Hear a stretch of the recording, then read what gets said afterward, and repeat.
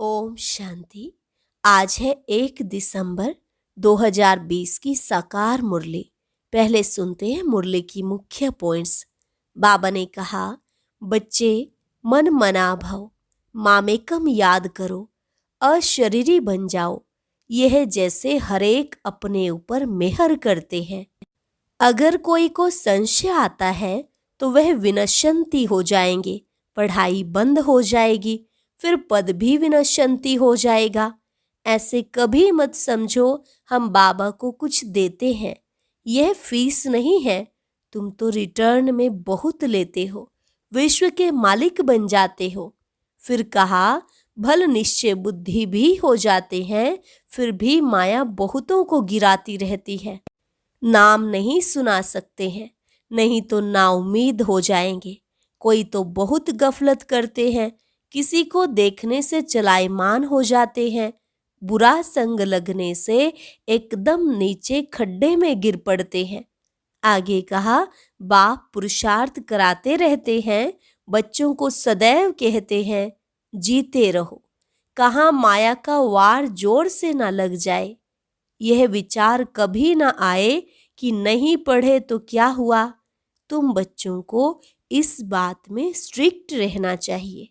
हम तो बाप से पूरा वर्षा लेंगे।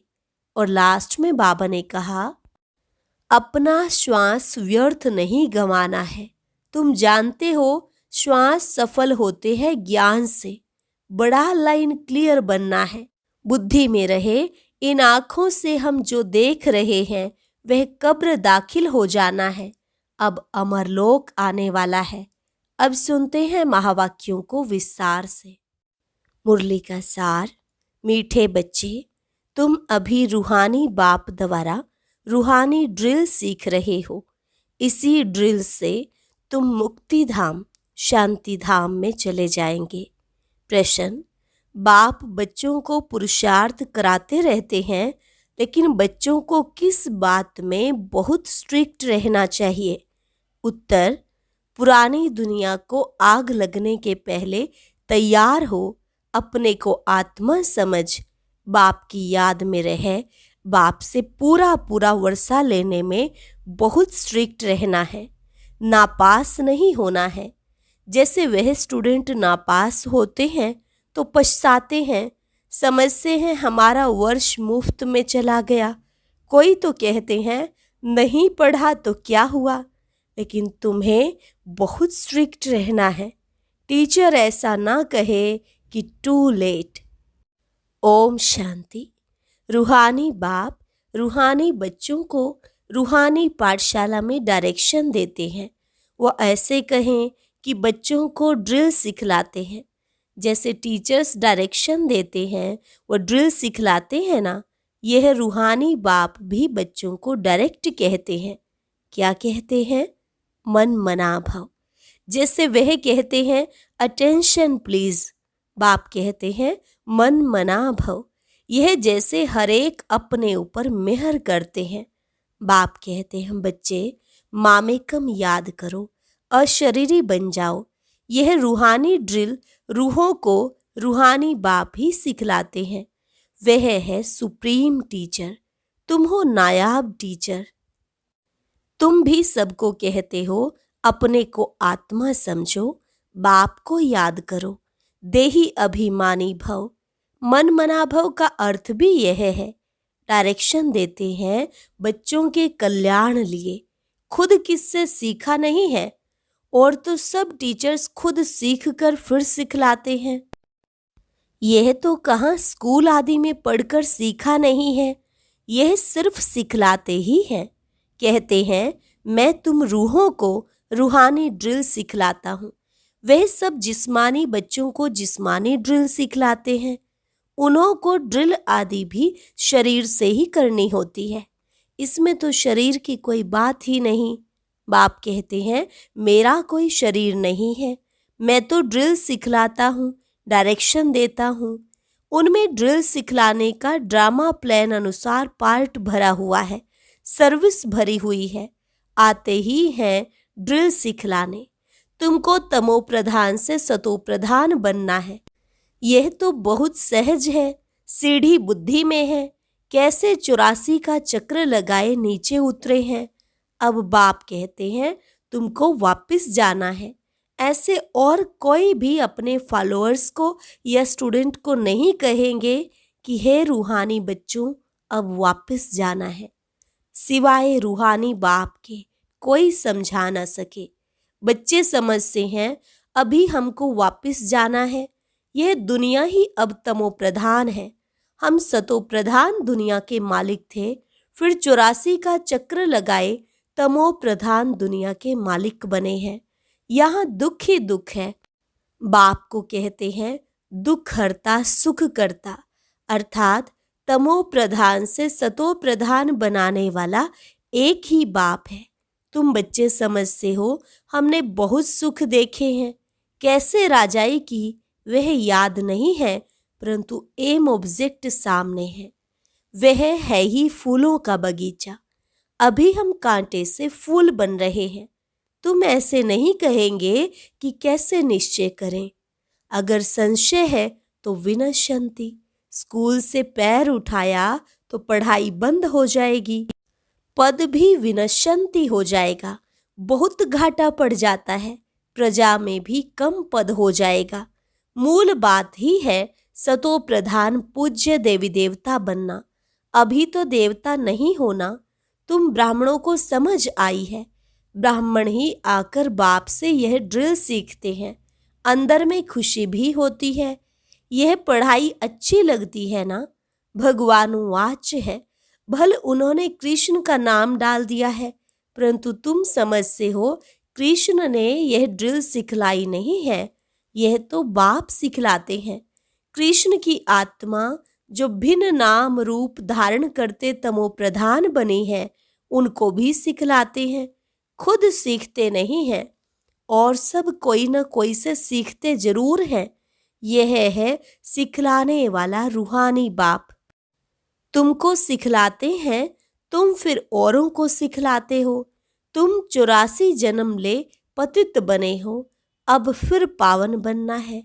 उसके लिए रूहानी बाप को याद करो।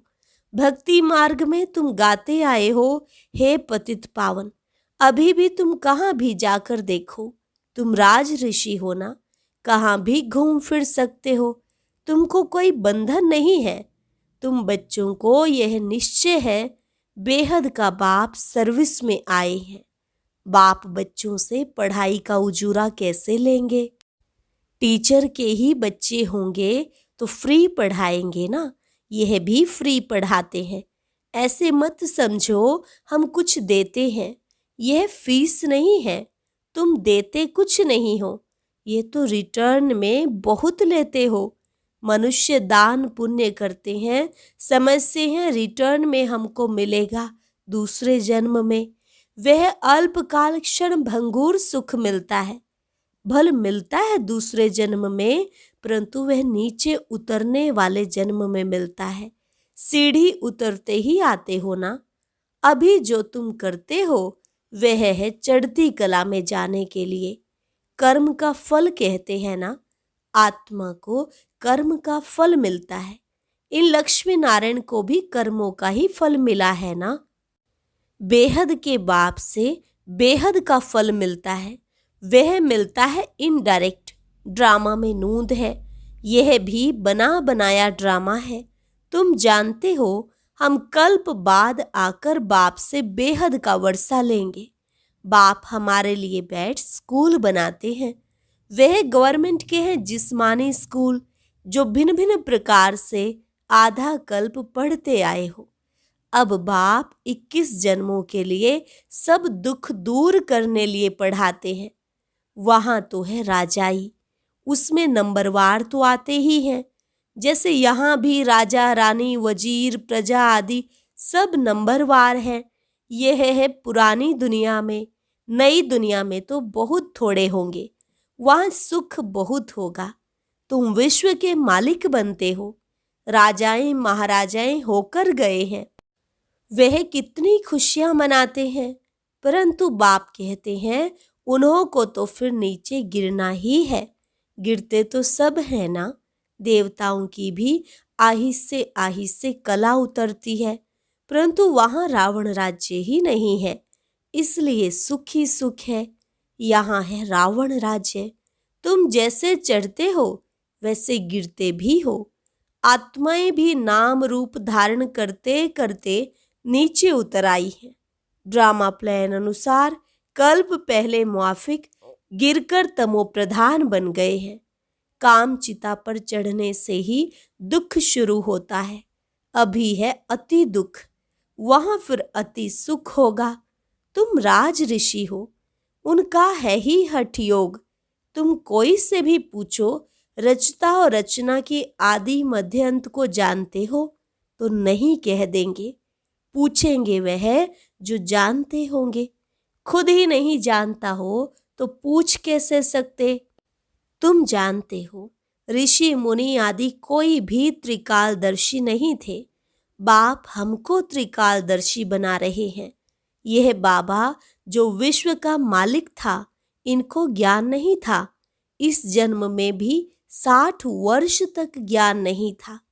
जब बाप आए हैं तो भी आहिस्ते आहिस्ते यह सब सुनाते जाते हैं। भल निश्चय बुद्धि हो जाते हैं, फिर भी माया बहुतों को गिराती रहती है।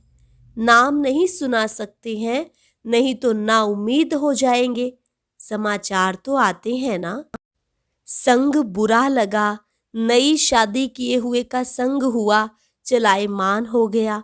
कहते हम शादी करने बिगर रह नहीं सकते। अच्छा महारथी रोज आने वाला यहाँ से भी कई बार होकर गया है, उसको माया रूपी ग्रह ने आकर पकड़ा है। ऐसे बहुत केस होते रहते हैं। अभी शादी की नहीं है, माया मुंह में डाल हप कर रही है। स्त्री रूपी माया खींचती रहती है। ग्रह मगरमच्छ के मुंह में आकर पड़े हैं, फिर आहिस्ते आहिस्ते हप कर लेगी। कोई गफलत करते हैं या देखने से चलायमान होते हैं, समझते हैं हम ऊपर से एकदम नीचे खड्डे में गिर पड़ूंगा। कहेंगे बच्चा बहुत अच्छा था, अब बेचारा गया। सगाई हुई, यह मरा। बाप तो बच्चों को सदैव लिखते हैं, जीते रहो। कहाँ माया का वार जोर से ना लग जाए। शास्त्रों में भी यह बातें कुछ है ना। अभी की यह बातें बाद में गाई जाएंगी तो तुम पुरुषार्थ कराते हो। ऐसा ना हो कहाँ माया रूपी ग्रह हप कर ले। किस्म किस्म से माया पकड़ती है। मूल है काम महाशत्रु, इनसे बड़ी संभाल करनी है। पतित दुनिया सो पावन दुनिया कैसे बन रही है, तुम देख रहे हो। मूंझने की बात ही नहीं। सिर्फ अपने को आत्मा समझ बाप को याद करने से सब दुख दूर हो जाते हैं। बाप ही पतित पावन है। यह है योग बल। भारत का प्राचीन राजयोग बहुत मशहूर है। समझते हैं क्राइस्ट से 3000 वर्ष पहले पैराडाइज था, तो जरूर और कोई धर्म नहीं होगा। कितनी सहज बात है, परंतु समझते नहीं। अभी तुम समझते हो वह राज्य फिर से स्थापन करने के लिए बाप आया है। 5000 वर्ष पहले भी शिव बाबा आया था, जरूर यही ज्ञान दिया होगा जैसे अब दे रहे हैं। बाप खुद कहते हैं मैं कल्प कल्प संगम पर साधारण तन में आकर राजयोग सिखलाता हूँ। तुम राज ऋषि हो, पहले नहीं थे। बाबा आया है तब से बाबा के पास रहे हो, पढ़ते भी हो, सर्विस भी करते हो। स्थूल सर्विस और सूक्ष्म सर्विस। भक्ति मार्ग में भी सर्विस करते हैं, फिर घर बार भी संभालते हैं। बाप कहते हैं अब भक्ति पूरी हुई, ज्ञान शुरू होता है। मैं आता हूँ ज्ञान से सद्गति देने। तुम्हारी बुद्धि में है, हमको बाबा पावन बना रहे हैं।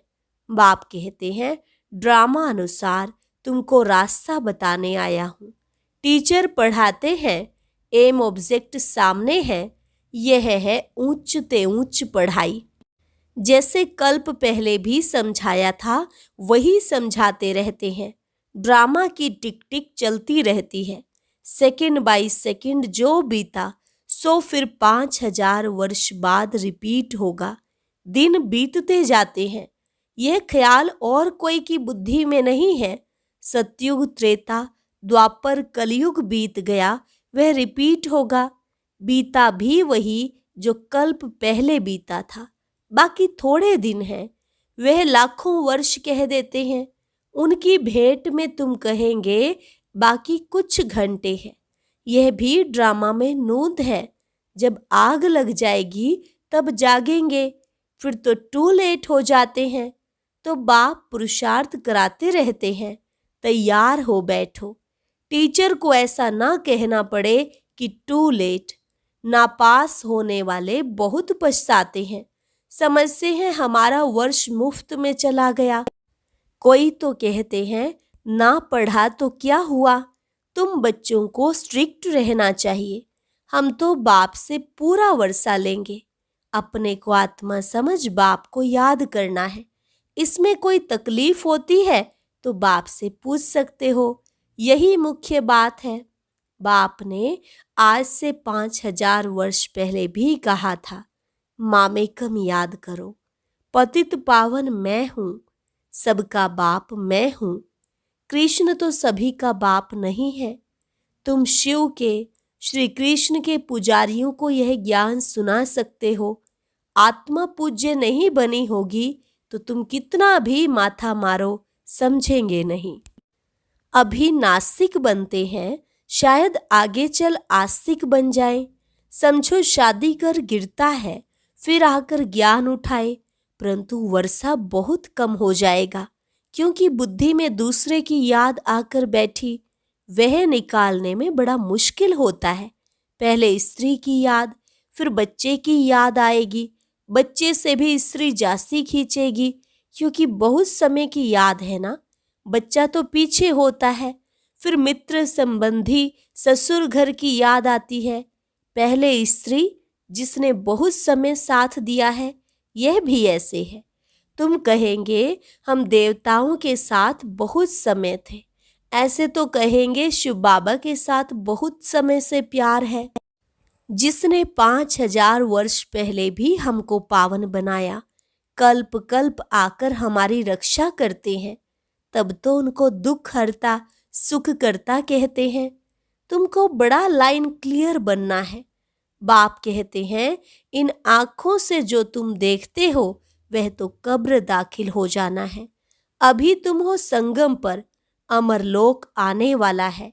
अभी हम पुरुषोत्तम बनने के लिए पुरुषार्थ कर रहे हैं।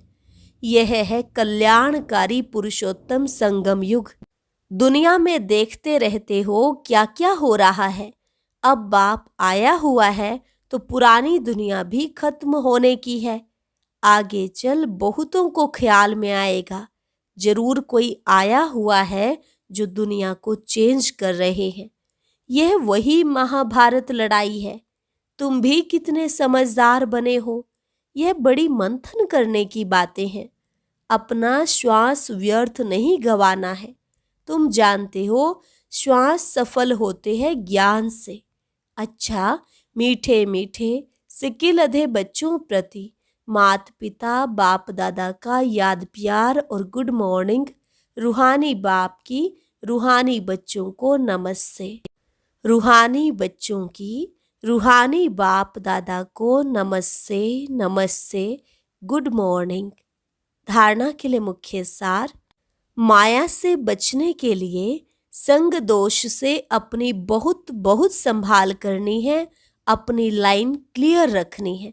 श्वास व्यर्थ नहीं गंवाने हैं, ज्ञान से सफल करने हैं। दूसरी पॉइंट, जितना समय मिले योग बल जमा करने के लिए रूहानी ड्रिल का अभ्यास करना है। अभी कोई नए बंधन नहीं बनाने हैं। वरदान, बाप की छत्र छाया के नीचे नाजुक परिस्थितियों में भी कमल पुष्प समान न्यारे और प्यारे भव। बाप की छत्र छाया के नीचे नाजुक परिस्थितियों में भी कमल पुष्प समान न्यारे और प्यारे भव। संगम युग पर जब बाप सेवाधारी बन करके आते हैं तो छत्र छाया के रूप में बच्चों की सदा सेवा करते हैं। याद करते ही सेकंड में साथ का अनुभव होता है।